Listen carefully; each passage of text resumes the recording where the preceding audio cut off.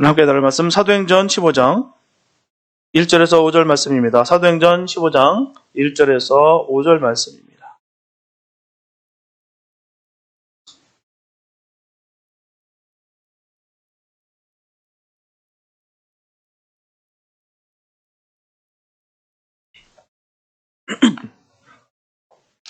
사도행전 15장 1절에서 5절 말씀입니다. 주님의 귀한 말씀 봉독해 올립니다. 어떤 사람들이 유대로부터 내려와서 형제들을 가르치되 너희가 모세의 법대로 할례를 받지 아니하면 능히 구원을 얻지 못하리라 하니 바울과 바나바와 저희 사이에 적지 아니한 다툼과 변론이 일어난지라.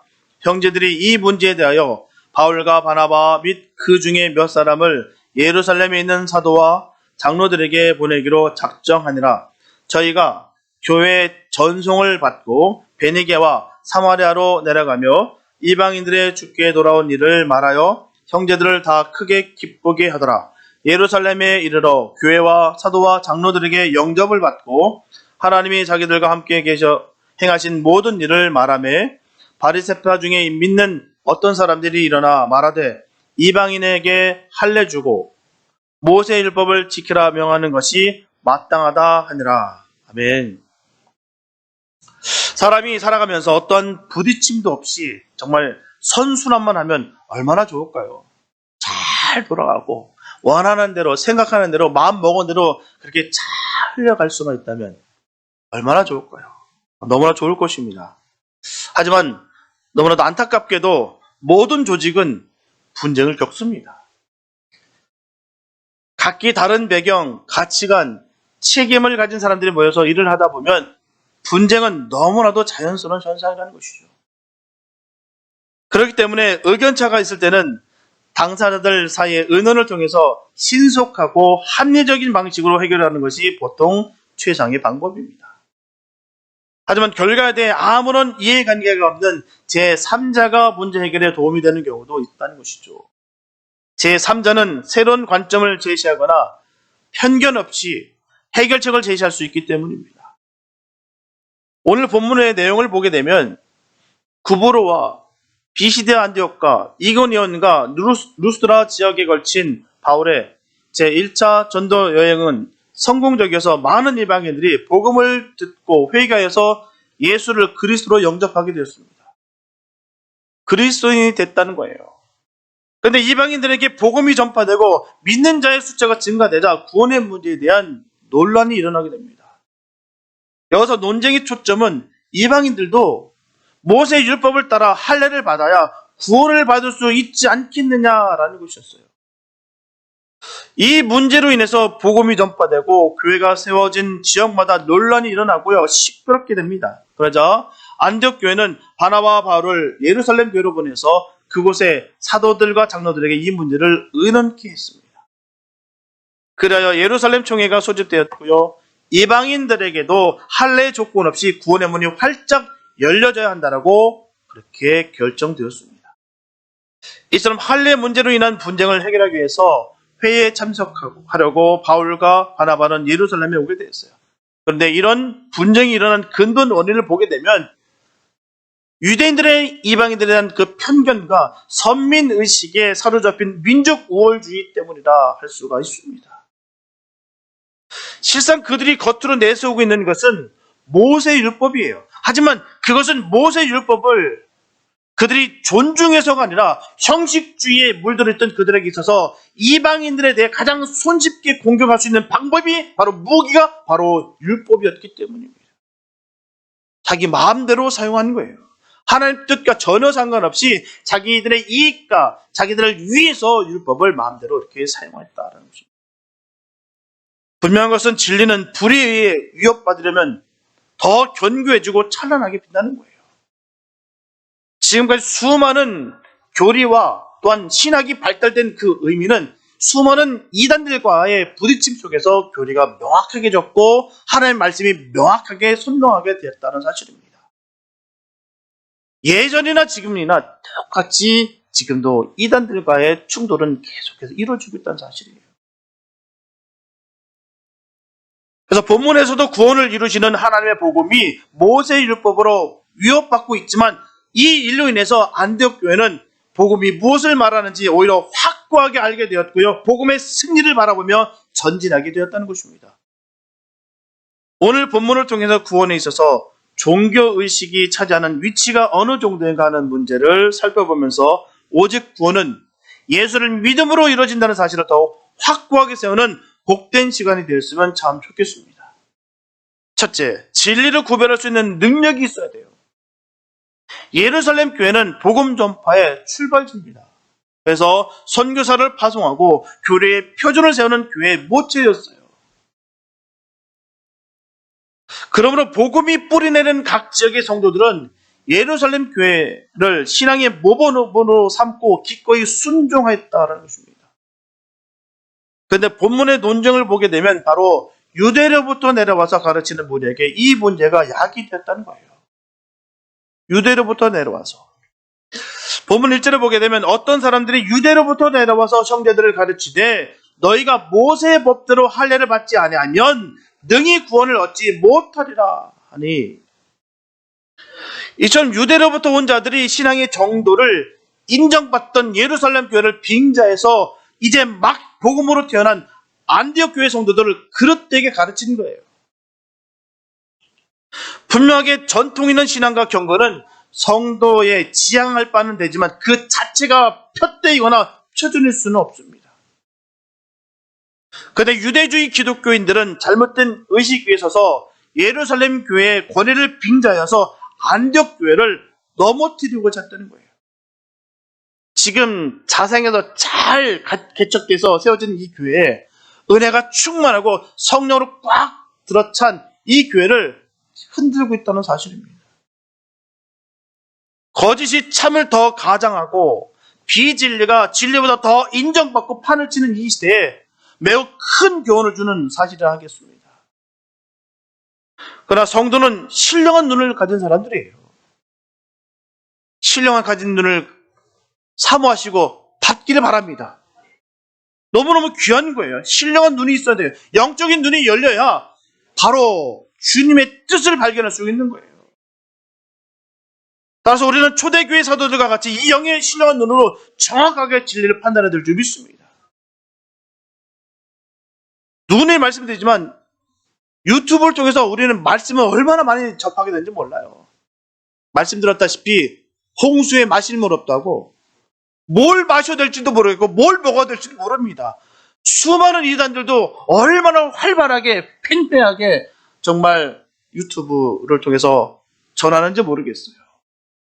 진리가 명확하지 않으면 쏟게 되어 있습니다. 고린도전서 2장 13절을 보게 되면 우리가 이것을 말하거니와 사람의 지혜에 가르친 말로 아니하고 오직 성령의 가르치신 것으로 하니 신령한 일은 신령한 것으로 분별하느니라. 영의 일은 영으로 알 수 있습니다. 육적인 것과 영적인 것은 반드시 충돌되게 되어 있어요. 육적인 쾌락을 추구하고 있는데 영적인 부담이 오지 않는다면 이미 영은 병들었거나 죽은 것일 수 있습니다. 분명히 육적인 쾌락은 영적인 부담감이 있어야 되는 거예요. 내가 그런 곳에 갔는데 너무 아무렇지도 않는다. 우리 정말 점검할 필요가 있습니다. 반드시 영적으로 충돌되게 돼 있다는 거예요. 분별은 이렇게 하는 거예요. 영으로 하는 것입니다. 분명히 율법은 그리스도의 십자가에서 완성됐어요. 그러므로 성도는 율법을 지킴으로써가 아니라 십자가의 벌을 믿는 믿음으로써 구원을 받는 것입니다. 저는 이 말씀을 믿습니다. 여러분들, 저와 여러분들 다 믿으시기 바랍니다. 주님을 믿음으로 말미암아 구원받는 거예요. 그 큰 은혜를 인정하면서도 과거 율법을 지켜야만 구원이 완전해진다고 새로운 가르침이 이 개종한 유대주의자에 의해서 안디옥 교회에 퍼진 거예요.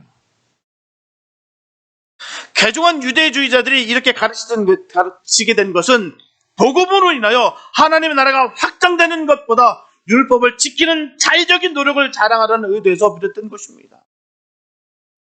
결국은 복음에 대한 완전한 이해 불충분으로 비롯된 거예요.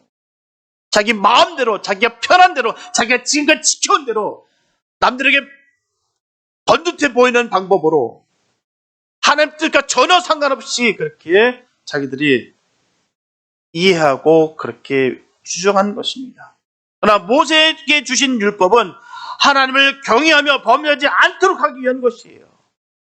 그런데 인간들이 지키지 못함으로 말미암아 결국은 구원보다는 모든 인간들의 죄인됨을 깨닫게 하기 위한 것이 되었다는 것입니다. 율법은 우리에게 지키려고 주셨던 거예요. 그러나 분명한 사실은 어떠한 인간일지라도 아무리 훌륭한 성자일지라도 100% 율법을 지킬 수 있는 사람은 없습니다. 불가능한 일이에요. 하지만 유대로부터 온 자들은 율법대로 할례를 받아야만 구원을 얻는다고 가르치는 거예요. 이 안디옥 교회 성도들은 율법과 할례 없이 복음을 받았기 때문에 당할 수밖에 없었다는 것입니다. 구원의 회의를 느낄 수밖에 없어요. 이들은 율법을 들어본 적도 없고 해본 적도 없습니다. 할례를 본 적도 해본 적도 없어요. 그런데 이 할례를 해야지만이 구원을 받는다고 하니 이들이 얼마나 당황스럽겠습니까? 즉 그들의 복음과 신앙이 율법으로 말미암아 위협받게 되는 거예요. 구브로와 구레네에서 안디옥에 이른 그리스도인 몇 명이 그곳에 있는 헬라인들, 즉 이방인들에게도 복음을 전했고 그때 복음을 영접한 이방인들에 의해 안디옥 교회가 세워지게 됐어요. 안디옥 교회는 그렇게 세워졌습니다. 안디옥 교회는 2000년 기독교 역사상 이방인들에 의해 이방인들을 위해 세워진 이방인 교회였습니다. 그래서 안디옥 교회가 이방 세계 복음을 전하기 위해 바울과 바나바를 파송한 이유가 거기 있습니다. 자기 같은 이방인들을 위해서 한 영혼이라도 건지기 위해서 그들은 간절한 마음이 있었다는 것이죠. 그래서 바울과 바나바를 파송한 거예요. 우리와 같은 그 버려진 인생들, 우리와 같이 영원히 멸망받을 수밖에 없는 이 이방인들을 위해서 한 영혼이라도 건져달라고 그렇게 함께 동역하고 협력해서 그 바울과 바나바를 파송한 거예요. 그리고 전도여행에 돌아온 바울과 바나바가 안디옥 교인들에게 전도복을 하면서 하나님께서 이방인들에게도 믿음의 문을 여시는 것을 강조한 까닭 역시 거기에 있었습니다. 하나님께서 길을 열어주셨다. 저 이방인들에게도 당신들과 똑같이 구원을 베풀어 주셨다. 이방인들이 자신들과 전혀 다른 유대인들로부터 복음을 받아들이고 그리스도인이 된 이유는 한 가지였어요. 누구든지 십자가에서 인간의 죄값을 대신 치러주신 바로 예수 그리스도를 믿기만 하면 하나님의 자녀로 구원받는다는 그 은혜의 복음으로 인함이었다는 것입니다. 어떤 죄인일지라도 용서받지 못할 죄인일지라도 예수를 믿음으로 말미암아 용서받게 되고 하나님의 자녀되고 구원받을 수 있다는 거예요. 이게 복음이에요. 오직 하나님의 은혜를 믿음으로 말미암아 구원 얻는다는 것은 복음 중에 복음이에요. 복음의 핵심 가치가 거기 있는 것입니다. 어떠한 자일지라도 용서받지 못할 자가 없으며 사랑받지 못할 사람이 없다는 것입니다. 누구로요? 예수로 말미암아 말입니다. 그 피의 능력으로 말미암아 치유받고 회복되며 자녀되는 것입니다. 구원받는 거예요. 그런데 그 이방인 그리스도인들에게 어느 날 느닷없이 유대로부터 내려온 어떤 사람들이 할례를 받지 않는다면 구원받을 수 없다라고 단정하는 거예요. 그들로 왜 그렇게 전하는 것입니다. 너희들은 할례 받지 못했기 때문에 구원이 없어. 사실 남자가 생식기 표피 일부를 잘라내는 것이 할례입니다. 할례. 하나님의 자녀로 선택받았던 외적 표시였어요.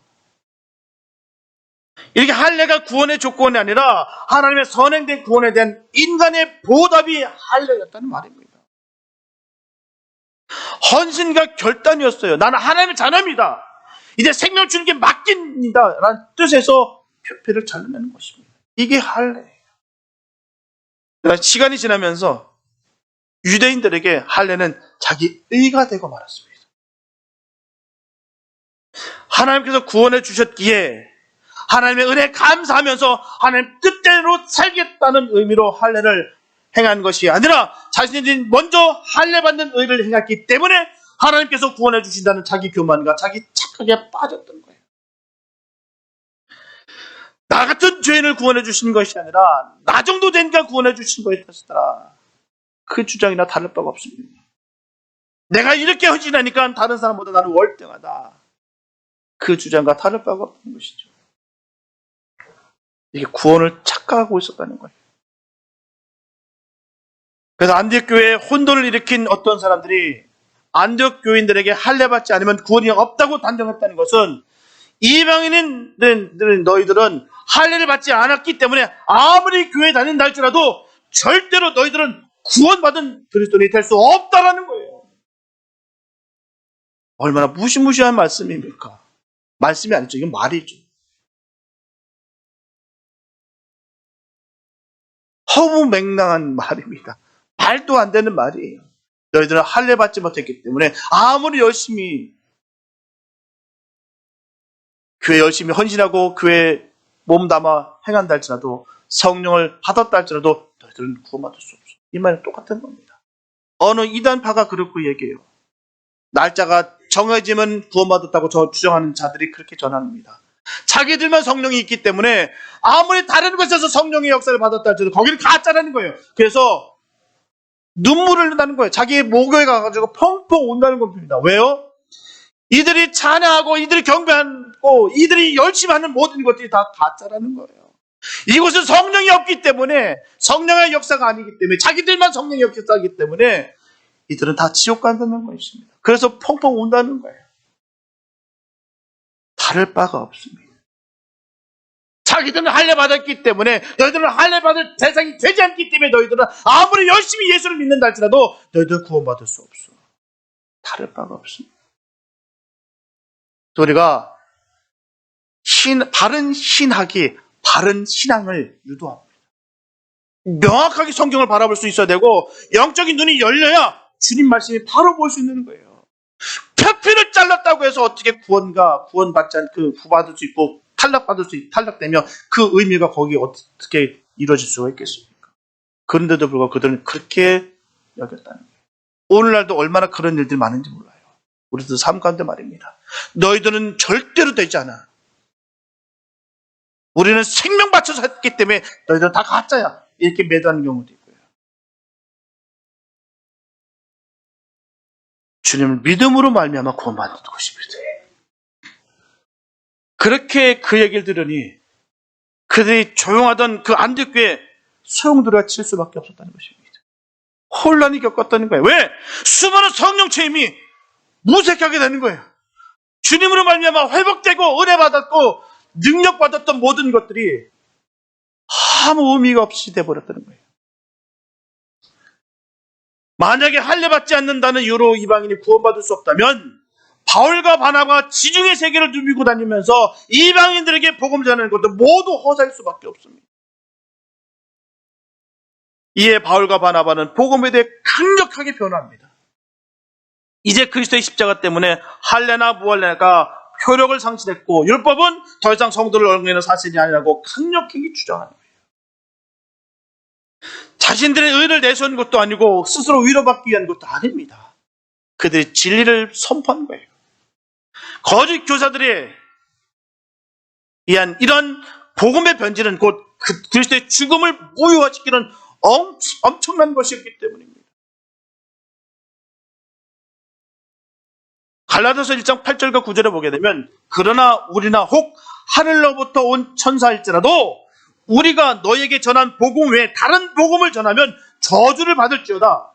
우리가 전에 말하였거니와 내가 지금 다시 말하노니 만일 누구든지 너희의 받은 것 외에 다른 복음을 전하면 저주를 받을지어다.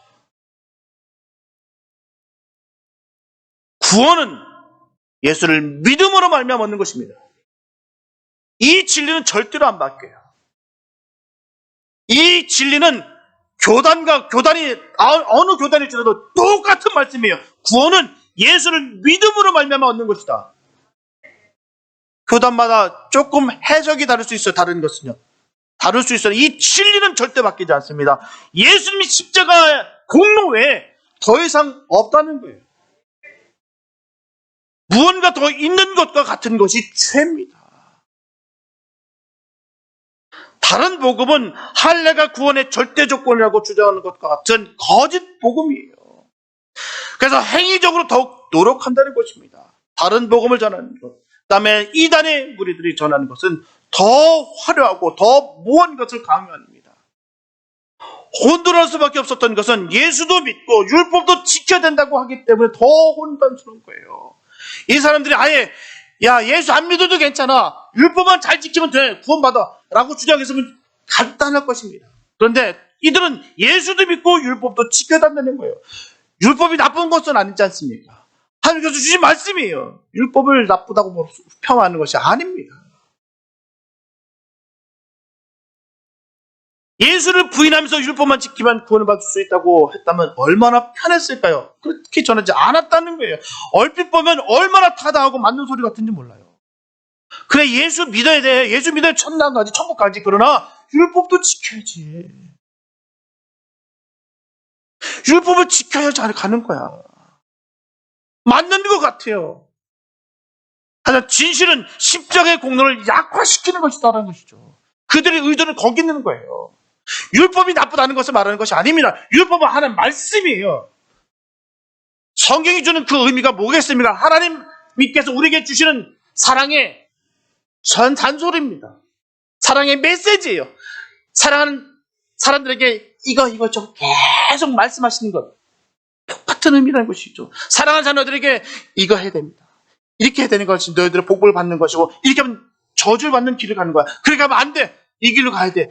계속해서 끊임없이 우리에게 사랑의 메시지를 주시는 것이 성경이에요. 하나님의 말씀입니다. 율법이 거기 있는 거예요. 율법의 의미가 거기 있는 것입니다. 죄의 길에 서지 않고 생명의 길에 서야 된다는 것을 전하시는 것이 율법이에요. 그런데 그 말씀을 희석시키고 훼손해서 자기 의를 나타내고 자랑하기 위해서 율법을 강조하고 있다는 사실입니다. 예수님은 그 십자가를 약화시키는 거예요. 바로 예수님의 피 정도는 안 된다는 거예요. 예수 피 갖고는 안 돼. 부족하다는 거예요. 분명한 진리는 주님의 피면 다 됩니다. 그게 전부예요. 예수가 전부입니다.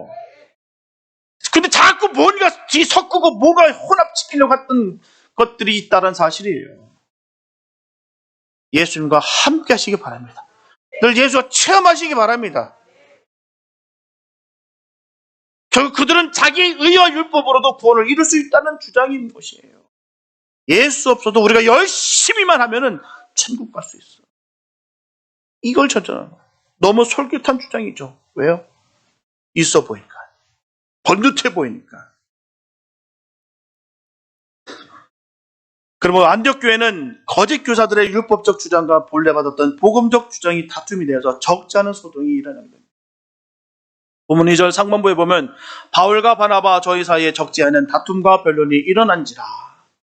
그래서 적지 않다로 번역된 헬러 우쿠 올리게스는 양을 뜻할 때는 많다는 뜻이고요. 또한 길이를 나타낼 때는 길다는 말입니다. 그리고 다툼으로 번역된 스타시스는 그냥 다툼 수준이 아니에요. 폭동, 반란의 뜻입니다. 규모가 상당히 큰 거예요. 또 변론으로 번역된 제테시스는 변호사의 변호를 뜻하는 단어가 아니라 논쟁, 언쟁을 의미하는 단어입니다. 이처럼 안디옥 교회에 너무나도 심각하게 일이 돌아가고 있다는 것을 알 수가 있어요. 그냥 보통 일이 아닙니다. 이거는요, 죽고 사는 문제예요. 그러나 성도들은 지혜롭게 이 소란을 극복하기를 원했어요. 그래서 서로의 불만과 요구를 주장하지 않냐고 혼란해진 그 교회를 바로잡기 위해서 자신을 포기하여 한 의견을 모았습니다. 안디옥 교회의 이런 모습은 분열상을 겪고 있는 오늘날 많은 교회들에게 귀한 본이 되는 거예요. 단 한 교회에서 한 하나님을 섬기면서도 교만하고 뻣뻣한 마음으로 자기를 포기하지 못하는 사람들, 그들은 결국 이웃에게만 상처를 입히는 것이 아니라 교회의 머리가 되시고 주인 되신 바로 주님께도 상처를 입히는 거예요. 따라서 정말로 주님을 사랑하는 예수님의 사람이라면 안디옥 교회 성도들과 같이 서로 자신을 죽이고 낮춤으로써 성도 간의 일치를 이루어야 되는 것입니다. 그래서 안디옥 교회는 성도 간의 일치를 위해 어떤 노력을 했을까요? 다름 아닌 복음의 분쟁을 해결하기 위해서 예루살렘의 사도와 장로들의 조언을 얻기라는 거예요. 이런 매우 결단하기 쉬운 간단한 결정으로 보이나 사실은 그렇지가 않습니다. 그것은 개인적인 차원을 넘어서 예루살렘 교회의 자신들을 겸손히 낮춘 것을 의미하는 것입니다. 즉 그들은 예루살렘 교회의 권위를 인정한 거예요. 수많은 경험과 상황을 극복한 사람에 대한 존중이 이루어져야 모든 문제는 해결이 돼요. 단순히 감정과 기분으로 문제를 접근하게 된다면 반드시 그 일은 절대로 해결할 수가 없습니다. 본질은 사라지고 감정 싸움으로 끝이 나요. 잔인해지고 진흙탕이 됩니다. 자기 뜻만 내 기분 상하네? 기분 나쁘네? 본질은 사라지고 거기 그것만 남는 거예요. 기분 나쁘고 감정 상한 것만. 그런 점에서 안디옥 교회는 너무나 영적으로 성숙한 모습을 보여주는 것입니다. 저와 여러분들도 매사에 주님께 항상 의뢰하고 늘 주님만 의지하여서 주님의 뜻을 잘 분별해서 주님의 영광을 돌리는 복된 삶 되시기를 예수의 이름으로 축복합니다.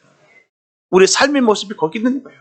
내 뜻과 내 생각을 주장하는 것이 아니라 주님의 뜻이 이루어지기를 간절히 바라는 것이 바로 주님의 자녀들 모습일 줄 믿습니다. 그렇게 살아가는 거예요. 그렇게 신앙생활하는 것입니다. 둘째, 믿음의 증거가 우리에게 있어야 돼요. 보면 4절 후 전반부에 보게 되면 예루살렘에 이르러 교회와 사도와 장로들에게 영접을 받으라고 말씀하고 있어요. 이처럼 예루살렘 교회의 지도자들은 하나님의 사역을 성공리에 수행하고 돌아온 바울과 바나바를 환영했어요. 맡은 바 임무를 충실히 완수한 하나님의 종들에게 이러한 영접은 당연한 것입니다. 그러나 바울과 바나바의 전도 여행의 결과 때에 탐탁지 여기지 않은 자들이 있었으니 그들이 바로 개종한 유대주의자였다는 것입니다. 곧 형식주의자들인 것입니다. 본문 4절 후반부에 보면 하나님이 자기들과 함께 계셔 행하신 모든 일을 말하매라고 말씀하고 있어요. 바울과 바나바는 그들이 전도 여행에 행한 모든 사역 속에 하나님께서 은혜로 역사하셨음을 증거했습니다. 바울과 바나바는 최대 2년이 소요된 전도 여행 기간 동안 가는 곳마다 하나님 역사가 넘쳐났으며 그 기적과 이사가 터졌다는 것을 전했어요. 그리고 구원의 도구로 자기들이 쓰임받았다는 것을 전했습니다. 특히 바울 같은 경우는 구부로 섬의 바보에서 말 한마디로 거짓 선지자인 바로 마술사 바 예수의 눈을 벌게 버렸어요. 루스드라에서는 말 한마디로 나서부터 한 번도 걸어본 적 없었던 날 때부터 안진병이었던 자를 일으켜 세웠습니다. 오늘 본문에서 하나님께서 그들과 함께 하셔서 곧 그들이 전하는 복음의 능력을 주셔서 그 복음을 듣는 자마다 감동케 하셨기 때문에 그들의 사역이 놀라운 성공을 거둘 수 있게 되었다라고 그들은 증거했어요. 그런데 그들이 전도하는 과정에서 알게 된 더 놀라운 사실은 구원을 얻는 데 있어서 유대인이나 이방인이나 아무런 차이가 없었다는 것입니다. 그들이 전도하는 과정에서 이방인도 믿음만 있으면 얼마든지 구원을 얻었다는 거예요. 이것은 대부분이 유대인이었던 초대교회 성도들로서는 놀라운 사실입니다. 아니, 저 하찮은 이방인들이 어떻게 구원을 받을 수 있습니까? 우리에게만 임했던 것이라는 여겼던 이 성령의 역사가 어떻게 그들에게도 임할 수가 있었을까? 바울도 바나바도 전혀 의도하지 않았던 일이 전적인 성령의 역사에 이루어진 것을 전했습니다. 하지만 분명한 것은 아직 복음을 제대로 이해하지 못하면 궤변을 늘어놓을 수밖에 없어요. 본문 5절에 보면 이방인에게 할례 주고 모세의 율법을 지키라 명하는 것이 마땅한 아니라 우리가 분명하게 깨달아야 되는 것은 예수 그리스도께서 이 땅에 오셔서 피를 내시고 돌아가심으로써 그리스도를 믿는 사람은 누구든지 구원을 얻을 수가 있게 된 것입니다. 그런데 유대인들이 이방인들에게 할례받지 않으면 구원받지 못한다고 주장하는 것은 이방인들은 택함받지 못한 천한 백성이기 때문에 구원받을 수 없다는 그 편견이 그들 머릿속에 아직도 깊이 내재되고 있었다는 증거입니다. 어떻게 저 지옥의 불쏘시개 같은 저런 인간들이 우리와 어떻게 함께 하나님의 자녀가 될 수 있어? 말도 안 되는 거야. 우리에게만 구원이 있는 거야. 우리에게만 임하게 된 거야. 라는 생각이 깊이 박혀있다는 거예요. 그리스도께서 오신 이후로는 율법의 시대는 지나간 것입니다. 즉 율법을 지킴으로써 구원받던 시대는 지나고 믿음에 의해 구원받는 새 시대가 온 거예요. 따라서 성전이 아무리 크고 아름답게 장식되어 있어도 소용없어요. 그것은 지나간 세대의 쓸모없는 유물에 불과하기 때문입니다. 그러나 아무리 초라한 곳일지라도 신령과 진정으로 예수의 이름으로 예배를 드리면 그 예배는 하나님을 기쁘게 하며 축복받는 예배입니다. 주님의 그 예배를 받으시는 거예요. 숫자와 크기의 싸움이 아닙니다. 의인의 예배를 받으시는 거예요. 요한복음 4장 20절에서 24절 말씀 보게 되면 우리 조상들은 이 산에서 예배하였는데 당신들의 말은 예배할 곳이 예루살렘이 있다 하더이다. 예수께서 가라사대 여자여 내 말을 믿어라. 이 산에서도 말고 예루살렘에서도 말고 너희가 아버지께 예배할 때가 이르니라. 너희는 알지 못하는 것을 예배하고 우리는 아는 것을 예배하노니 이는 구원이 유대인에게서 남이니라. 아버지께서 참으로 예배하는 자들은 신령과 진정으로 예배할 때가 오나니 곧 이때라. 아버지께서는 이렇게 자기에게 예배하는 자들을 찾으시니라. 하나님은 영이시니 예배하는 자가 신령과 진정으로 예배할지니라. 우리 주님 말씀하세요. 이 산에서도 말고 예루살렘에서도 말고 예배하는 자가 신령과 진정으로 예배할지니라. 우리는요, 믿음으로 아브라함이 우리의 조상이 됐어요. 믿으십니까? 우리의 조상이 된 거예요. 유대인이 아니더라도 피가 우리는 동양이 그것도 한국 사람의 피가 흐르는데 할지라도 우리는 하나님의 자녀가 된 거예요. 아브라함이 우리 믿음의 조상이 된 거예요. 그래서 우리 주님 안에서 우리는 한 형제, 한 자매가 되었다는 것입니다. 주님 안에서 우리는 한 가족이 되는 거예요. 출신 성분과 혈통과 민족과 나라가 아무 중요치 않습니다. 주님을 믿음으로 말미암아 우리가 하나님 자녀가 된 거예요. 주님 우리에게 말씀하시는 것입니다. 이 산에서도 말고 예루살렘에도 말고, 예루살렘이 뭡니까? 예루살렘 성전 말하는 거 아니겠습니까? 말고 예배하는 자가 신령과 진정으로 예배할지니라.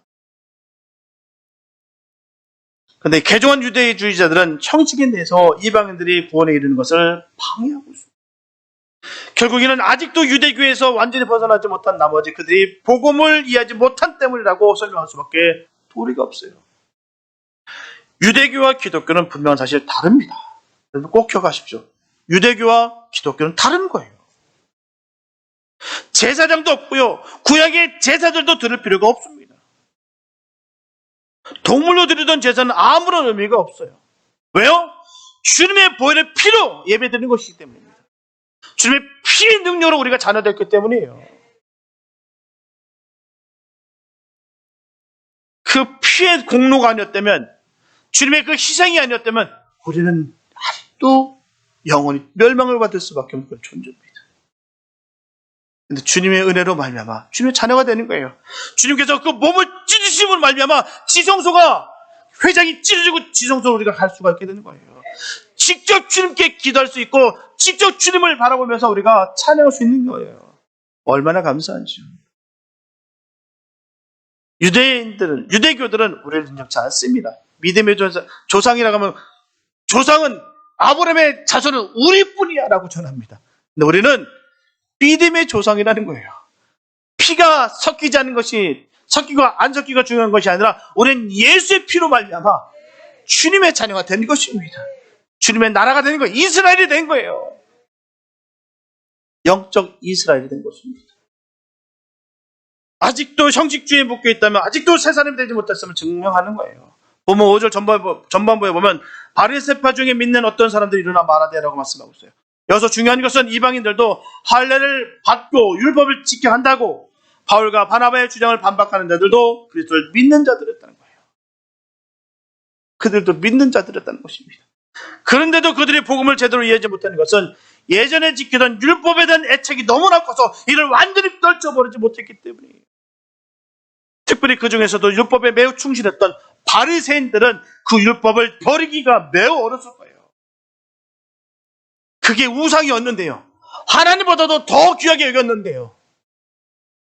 그를 버린다는 것이 쉽지 않았다는 것이죠. 이와 같이 예수를 믿더라도 옛사람을 완전히 벗어버리지 못한다면 그리스도께서 영광이 되기는 커녕 오히려 방해가 됩니다. 그러므로 그리스도를 영접하는 일, 다음으로 성도에게 중요한 것은 옛사람을 벗어버리는 거예요. 에베소서 4장 22절부터 24절 말씀 보면 너희는 유혹의 욕심을 따라 썩어져가는 구습을 쫓은 옛사람을 벗어버리고 오직 심령으로 새롭게 되어 하나님을 따라 의와 진리의 거룩함으로 지으심을 받은 새 사람을 입으라.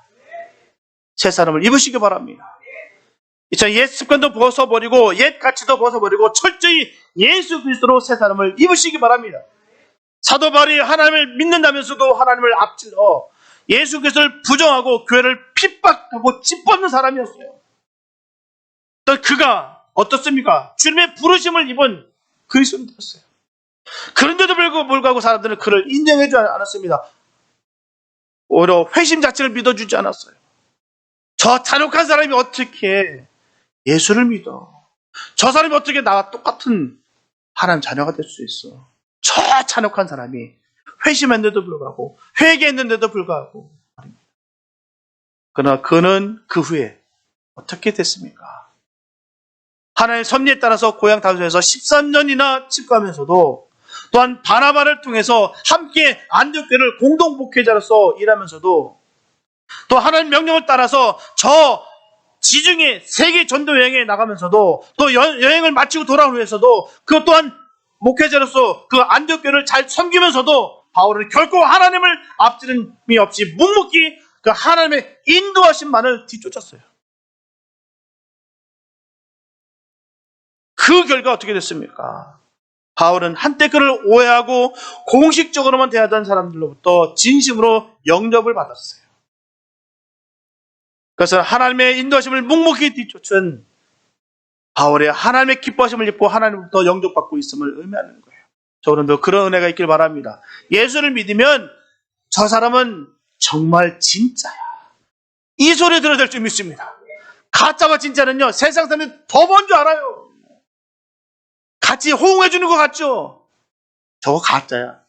뒤에서 그 말합니다. 앞에서는 야 뭐가 뻣뻣해. 다 믿는 사람들 다 그렇게 다 같이 하던데 너도 해. 무슨 소리 하는 거야? 기분 여기 분위기 깨지 말고 뭐 하는 거야? 그러면서 끝까지 버티잖아요. 뒤에서 쟨 진짜야. 틀림없어요. 제가 그 증거입니다. 저도 한번 당해봤어요. 저 똑같은 걸 당해봤어요. 우리도 그런 은혜가 있길 바랍니다. 사람은요, 삶은 뿌린 대로 거두는 법이에요. 어떻게 뿌리는 대로 그대로 평가받습니다. 평가는 그렇게 얻어지는 거예요. 하나님을 등지거나 앞지른 사람은 아무리 화려해 보여도요, 신실한 사람들로부터 무시당하기 마련입니다. 종교적인 열심으로 마음문을 열 수 없어요. 눈을 말씀드리지만 종교적인 열심으로 마음문 여는 것이 아닙니다. 나는 기도 몇 시간 하고 내가 성경 통독을 내가 100번 했어. 이런 걸로 다 마음을 여는 것이 아니에요. 그리스도의 향기가 아닌 악취가 나면 종교일 뿐입니다. 그리스도의 향기가 나야 돼요. 예수의 모습이 투영돼야 되는 거예요. 나 생명 다 바쳐서 나 했어. 그 무릎 쓰고 나 일도 다 해왔어. 그거 갖고 사람들 마음 안 열립니다. 그의 삶의 모습 속에서 예수님의 삶의 모습이 드러날 때 그 모습이 드러나는 거예요. 저 사람은 정말 좌절할 수밖에 없고 날강할 수밖에 없는 사람인데 어떻게 저렇게 기쁠 수가 있을까? 저 사람이 믿는 예수는 나도 한번 믿고 싶다. 이게 바로 마음을 여는 거예요. 그 사랑의 마음은 하나도 없고 종교적인 열심은 많은데 그 안에 악함이 있고 독함이 있고 그 전하는 말이 선한 말이 아니라 늘 깨고 부수고 악한 말만 튀어나오고 있다면 어찌 그 모습 속에서 예수님의 모습을 발견할 수 있으며 어찌 그 모습 속에서 마음을 열 수가 있겠습니까? 하나님의 인도하심을 뒤쫓은 사람도 신실한 사람들로부터 얼마든지 오해받을 수도 있어요. 그러나 그 사람이 계속 하나님의 인도하심을 뒤쫓은 한, 그 말씀을 따르는 한 그는 끝내 신실한 사람들의 영접을 받지 않을 수가 없습니다. 받게 돼 있다는 것이죠. 하나님께서 그 같은 사람을 크게 기뻐하시면 반드시 영접하시기 때문입니다. 분명하게 사도 바울과 같은 경우는 과거를 철저히 청산했기 때문에 하나님과 하나님의 교회를 위해 그 많은 업적을 남길 수가 있었다는 것이죠. 쓰임을 받을 수가 있었다는 것입니다. 사랑하는 여러분, 오늘날 교회 위기는 복음이 아닌 것을 가지고 사람을 속박하는 거예요. 은혜가 아니라 율법을 가르치는 것이 위기입니다. 율법이 나쁘다는 것을 말하는 것이 아니에요. 눈을 말씀드리지만 율법은 지키는 것이 아니라 지켜져야 되는 거예요.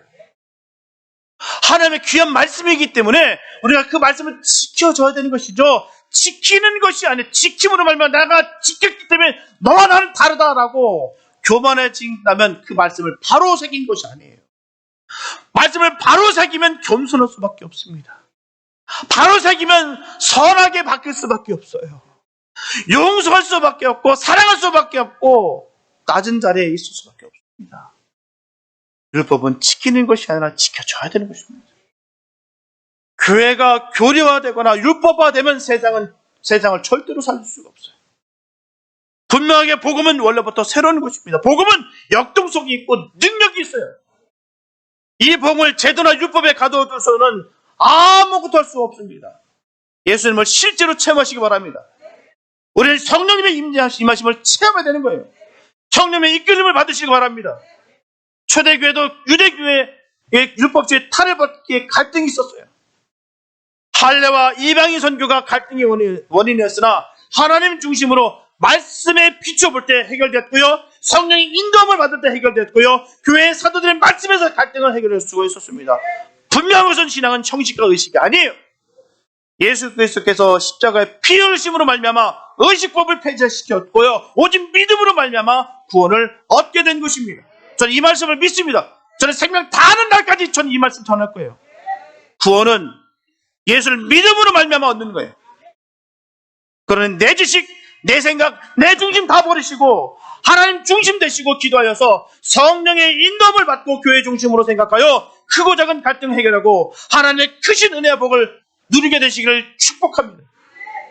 그래서 살아계신 주님이 저와 여러분들의 가슴에 꽉 차서 그 은혜로 세상을 이기고 세상의 변화를 주도하는 복된 예수님의 사람들 되시기를 예수님의 이름으로 축원합니다. 기도합니다. 하나님 감사합니다. 아버지, 우리가 주님을 체험하기 원합니다. 성령 충만히 원합니다. 하나님, 그 어떤 것으로도 채울 수 없는 것은 예수로 말미암아 체험받게 하여 주시옵소서. 아버지, 우리에게 주님으로 말미암아 부족함을 느끼지 않게 하여 주시고 예수를 믿음으로 말미암아 구원받는 것을 기억하며 승리하는 우리가 되게 하여 주시옵소서. 그 십자가의 공로를 약화시키는 모든 것들을 다 주님의 능력으로 무력화시켜 주시고 어째 예수의 이름으로 나아가 승리하는 우리가 되게 하여 주시옵소서. 예수의 보혈의 피의 능력으로 우리가 변화되고 주님의 자녀가 되었습니다. 우리가 바로 영적인 이스라엘이 되었습니다. 하나님, 그 은혜를 너무나도 감사하고요. 끝까지 이 감사 은혜가 식어지지 않게 도와주시고 예수의 능력으로 승리하는 우리 모두가 될 수 있도록 끝까지 지켜주시고 은혜 베풀어 주시옵소서. 함께 하실 줄 믿사오며 우리를 원하신 예수님의 이름이 됐습니다.